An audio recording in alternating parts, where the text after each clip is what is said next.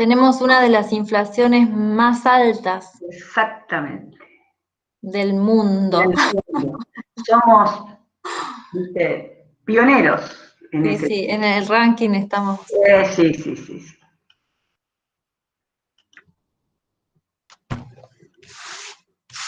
Bueno, perfecto.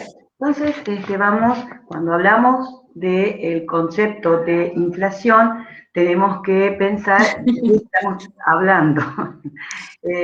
Con respecto a qué se entiende, cuál es la definición de la inflación. Y podemos decir que es el aumento sostenido en el tiempo del nivel general de precios de la economía. ¿Cómo se mide? Y se mide a través de índices de precios, como por ejemplo el índice de precios al consumidor. Si ustedes recuerdan, en la primera unidad, cuando trabajamos números índices, cuando transformamos las variables nominales en variables reales, en realidad lo que estábamos haciendo era justamente sacar, ¿no?, esta componente de inflación, que es la desvalorización del dinero o del poder adquisitivo a través del tiempo.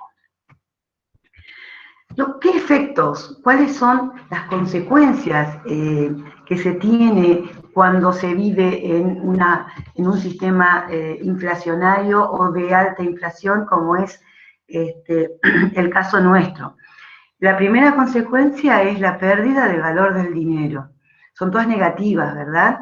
Además, el hecho de estar en un sistema de inflación muy alta se destruye el sistema de ahorro, y además la redistribución del ingreso nacional es desfavorable para ciertos sectores. Es decir, se sabe que cuando estamos en un proceso de inflación alta, son los sectores los más vulnerables, son aquellos sectores que tienen menores ingresos o que viven de salarios o de ingresos que podemos decir fijos, porque van perdiendo su poder adquisitivo de una manera muy rápida. Es decir, que los efectos de la inflación alta son siempre negativos. Ahora bien, ¿cuáles son las causas de la inflación?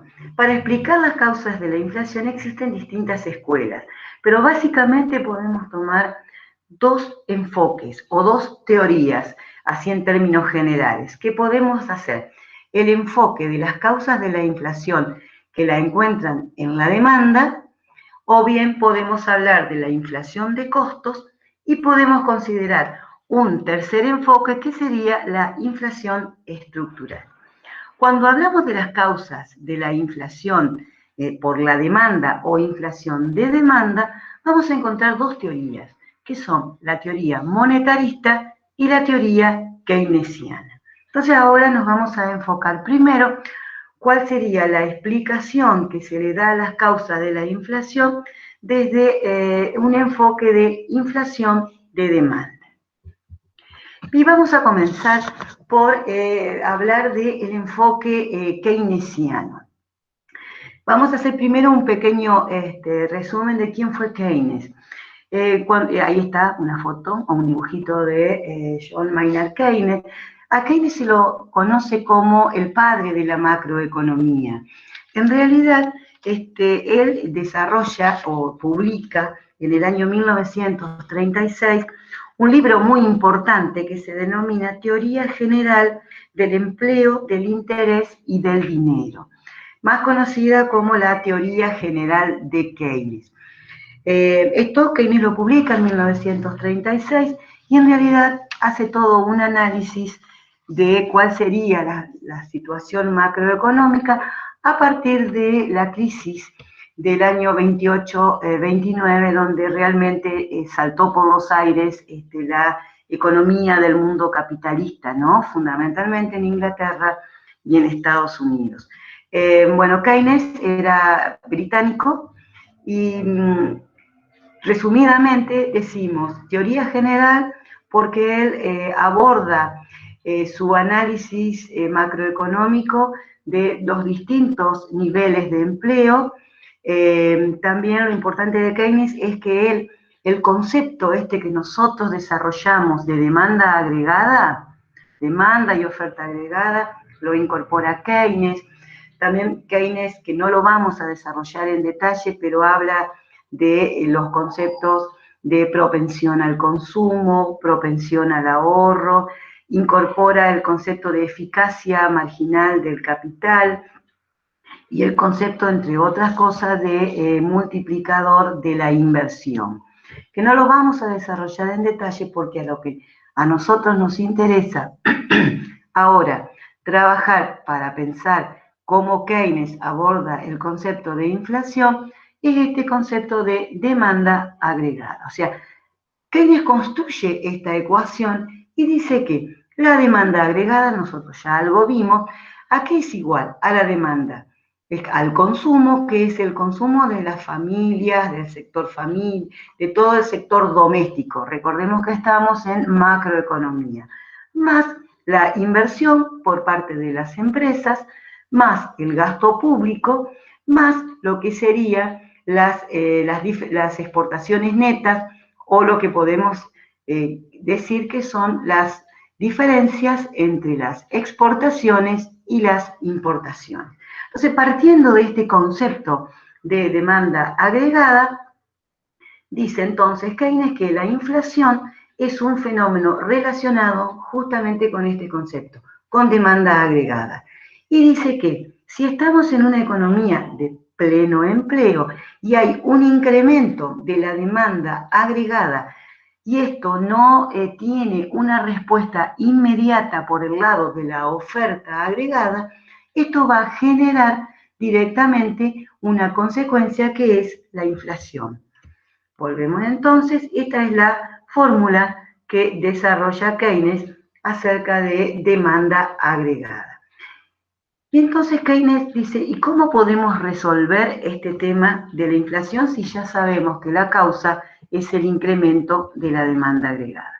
Entonces Keynes lo que dice es, para combatir la inflación, obviamente tenemos que encontrar la manera de bajar, de disminuir esta demanda agregada. ¿Cómo podemos hacer esto? Y tenemos que atacar algunas de las componentes que conforman esta demanda. ¿De qué manera? Podemos trabajar sobre el consumo, es decir, bajar el consumo. Para eso, ¿cómo se podría bajar el consumo? Subiendo los impuestos. Al subir los impuestos, nosotros estaríamos provocando una disminución del consumo.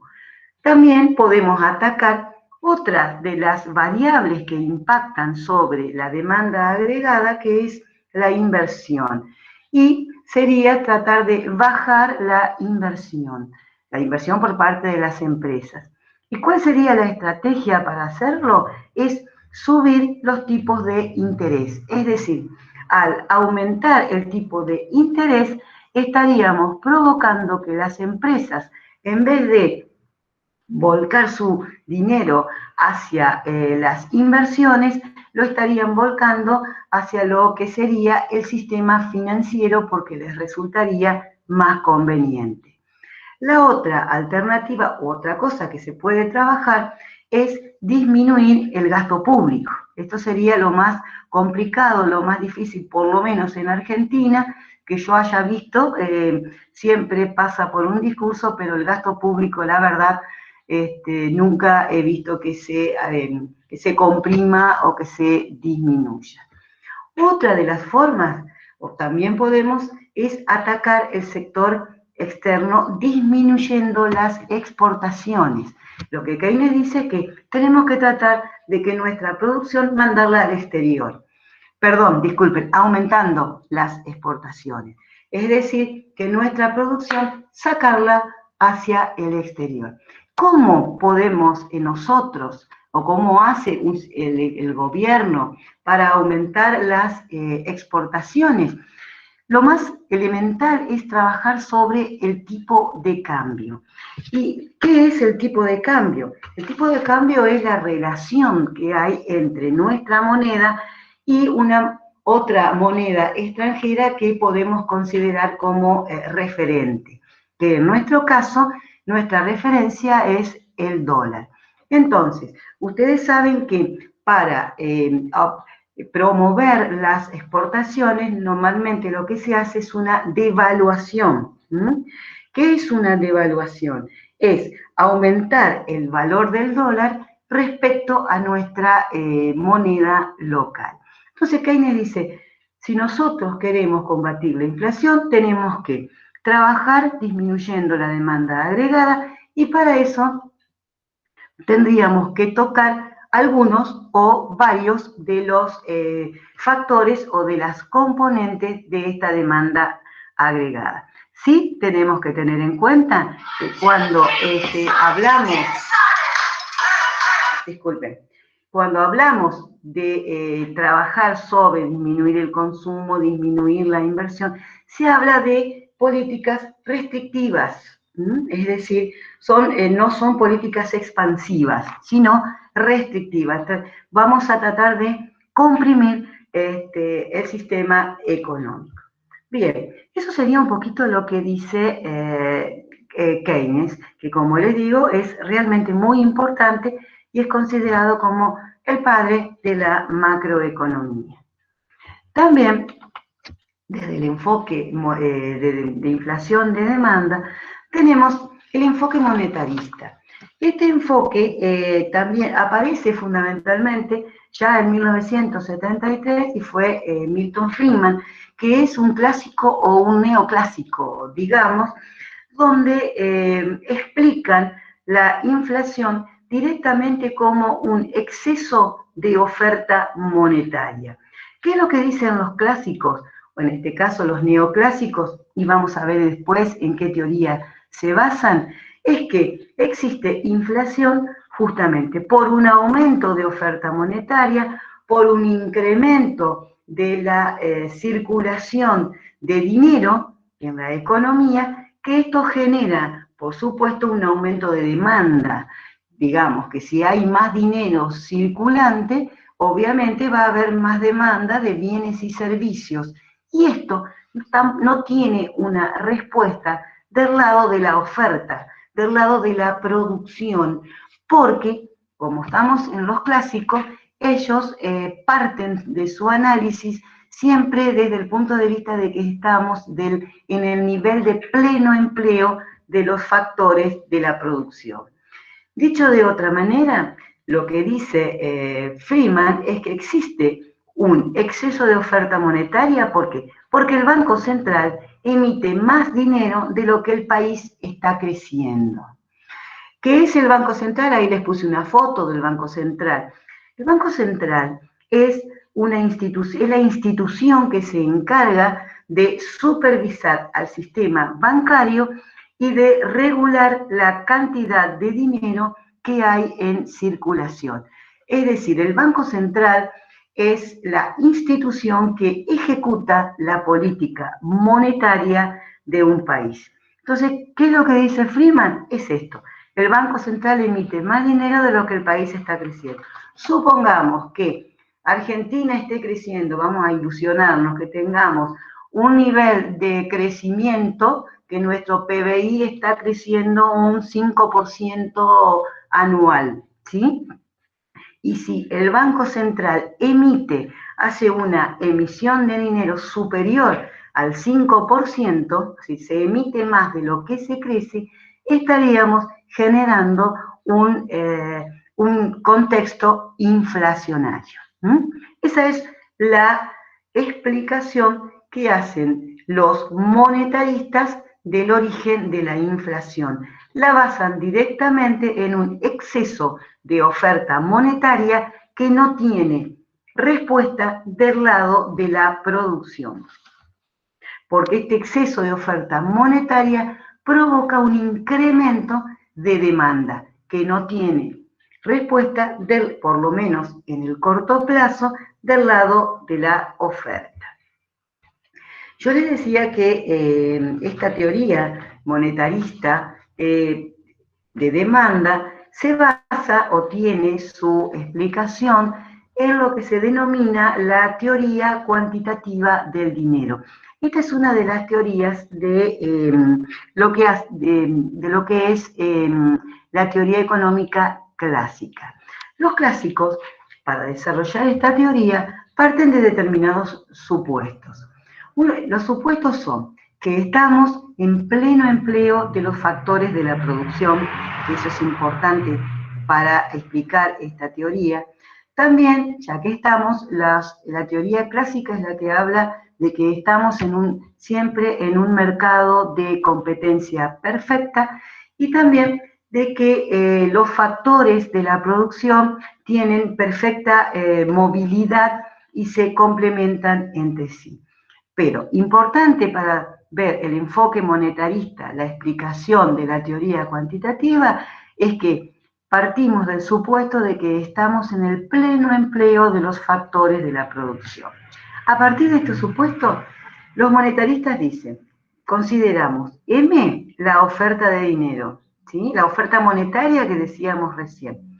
B es la velocidad de circulación del dinero en un sistema económico durante un tiempo determinado, que podríamos considerar un año. P es el nivel general de precios del sistema económico y T es el volumen de transacciones de la economía, que es equivalente al producto o al ingreso. Entonces, los clásicos parten de ¿qué? De esta igualdad, de que oferta monetaria por la velocidad de circulación del dinero es igual al nivel general de precios multiplicado por el nivel de transacciones. Bien, ¿cuáles son además los supuestos? Los supuestos que surgen es que en el corto plazo la velocidad de circulación del dinero es constante, o sea, V es constante. Y como estamos en un nivel de pleno empleo, también sabemos que el nivel de transacciones en un corto plazo también es constante, o lo que podemos decir, el producto o el ingreso también es constante. Por lo tanto, vemos que si V es velocidad de circulación del dinero es constante, el nivel de transacciones también es constante, o nivel de producción es constante, porque estamos en pleno empleo de los factores de la producción, si aumenta M, es decir, la oferta monetaria, esto nos trae como consecuencia directa el incremento del nivel general de precios. Esa es la explicación que hacen los monetaristas, los clásicos, de cuál es el origen de la inflación como consecuencia del incremento de oferta monetaria o mayor circulación de dinero en el sistema. Y según este enfoque, ¿cuáles serían, qué elementos o qué estrategias habría que pensar para tratar de combatir la inflación? Obviamente estaríamos pensando en disminuir la oferta monetaria, ¿no? Sacar la mayor cantidad de la circulación de dinero en el sistema. ¿Y cómo podemos hacer eso? ¿Cómo puede un gobierno tratar de disminuir la oferta monetaria? Podemos pensar, por ejemplo, en dos estrategias. Trabajar la tasa de interés, es lo que ya dijimos. Aumentando la tasa de interés, lo estaríamos tratando de sacar dinero de circulación en el sistema, porque la familia, el sector doméstico, por ahí estarían,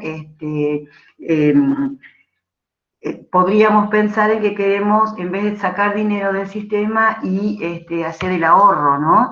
Tratar de poner plazos fijos. Entonces, de esa manera sacamos un poco de circulación de dinero en el sistema. Otra de las estrategias es trabajar sobre el encaje legal. ¿Qué es el encaje legal? Nosotros sabemos, o comentamos, que es el Banco Central, ¿no es cierto?, el que ejecuta las políticas monetarias de un país. Y existe el Banco Central y los bancos comerciales. Los bancos comerciales son todos aquellos bancos que nosotros conocemos. Estos bancos, que son los que pueden dar préstamos a los distintos sectores, están limitados por lo que se denomina encaje legal. ¿Eso qué significa? Que el banco va a prestar el porcentaje que se le permite. Vayamos a un ejemplo. Supongamos que tenemos un banco X, que es un banco comercial, y tiene en concepto de depósitos, digo un número cualquiera, 100 millones de pesos. Si el encaje legal es el 20%, significa que el banco no puede prestar los 100 millones de pesos y volcarlos al sistema, sino que va a tener que dejar el 20% en caja y solamente va a poder prestar el 80%, ¿sí? Es decir, que si tenemos 100 millones de pesos en concepto de depósitos y tenemos un encaje legal del 20%, el banco va a poder prestar solo 80 millones y los 20 millones restantes los tiene que dejar en caja. Eso se llama encaje legal o encaje mínimo legal y eso lo fija el Banco Central. Entonces, lo que podemos hacer como para disminuir la oferta monetaria, restringir la circulación de moneda en el sistema, es jugar también con el encaje legal. Aumentando el encaje mínimo legal, disminuimos la oferta monetaria en el sistema económico. Eso es un poco lo que plantean los monetaristas, cómo atacar a la inflación desde el punto de vista de disminuir la oferta monetaria. Estas también podemos decir que son políticas restrictivas, ¿no? Es decir, que tratan de, o por ahí lo que se denomina de enfriar un poco la economía. Bien, si nosotros volvemos al cuadro inicial, dijimos que como causas de inflación podíamos hablar de la inflación de demanda y ahí veíamos qué dicen los monetaristas y qué es lo que dice Keynes, cómo explicar esa inflación y cómo abordar el tema. Otra de las teorías, otra forma de pensar es abordar a la inflación desde el punto de vista de los costos. ¿Qué dice esta teoría? Es la más fácil de entender en realidad y aborda a la inflación desde el punto de vista de un aumento de los costos de las unidades productivas o el costo de las empresas. Las empresas, ¿por qué pueden tener aumento de costos? Por un incremento de los costos de materia prima, por un incremento de los costos de financiación, también puede ser causa por un aumento de los salarios que son mayores a la productividad de los trabajadores, o también pueden tener un aumento de costos por un aumento de impuestos, o bien pueden tener un aumento de costos por todas estas causas. Las empresas, cuando tienen un aumento en sus costos, obviamente que no lo van a absorber ellas solas, sino que van a transferir este incremento de costos en el precio de sus bienes y servicios producidos. Si lo vemos en una gráfica y partimos de que tenemos una oferta y demanda de mercado que está en equilibrio, por incremento de los costos, como ya estuvimos viendo, ¿qué es lo que va a suceder? Las empresas lo van a trasladar a los precios porque leen estos costos, vemos que hay un corrimiento de la curva de oferta a este nivel. Y eso trae como consecuencia el incremento de los precios. Por eso, cuando ustedes ven todo lo que estamos pasando en este momento, lo que se habla, cómo combatir la inflación, cuáles son las políticas que hay que llevar adelante. En primer lugar, debemos tener presente que nunca se aplica una sola medida, sino que se trata de ir aplicando un grupo de medidas. Y si ustedes ven o miran, En este momento, la gran discusión que tenemos entre el ministro de Economía y distintos sectores del gobierno, digamos, uno de los temas que está en boga es el incremento de las tarifas, ¿no? Es decir, fíjense que cuando hablamos de las tarifas de los servicios y demás, y que hay discusiones de que el ministro quiere aumentar y hay sectores, por lo menos del kirchnerismo duro, que dicen no, no vamos a aumentar esto. Está apuntando a esto, ¿no? Está apuntando a tratar de contener esta inflación que nos está resultando tan complicada. El otro tema es, y yo en estos momentos, ustedes ven que existe todas las discusiones de las paritarias, ¿no? De los sueldos, de los salarios, y esto también estaría, por eso es este tire y afloje entre el sector, digamos, público o el sector del gobierno y los salarios, ¿no? ¿Por qué? Porque esto sí también está impactando en lo que sería esta inflación de costos que por ahí nos resulta tan difícil de contener. O sea que, para decirlo en forma resumida, esto sería un poco lo que es la inflación, o sea, el concepto, cuáles son las causas, cuáles son sus efectos y cuáles serían algunas de las políticas que se podrían aplicar para contener la inflación. Este tema lo vamos a ver, vamos a cerrar acá.